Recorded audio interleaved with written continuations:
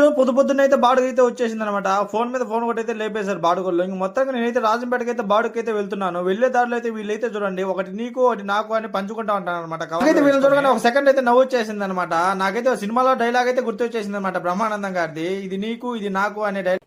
నీకు నీకు నాకు మరి నాకు నీకు నీకు నీకు నాకు ఆడుకున్న డ్రాప్ చేసి వచ్చేటప్పుడు అయితే నాకు ఈ పెద్ద డ్రోన్ అయితే కనిపించేసింది అనమాట. చిన్న శబ్దం రావడం లేదన్నమాట, హెలికాప్టర్ శబ్దం వచ్చినట్టు వస్తా ఉందన్నమాట. మీరే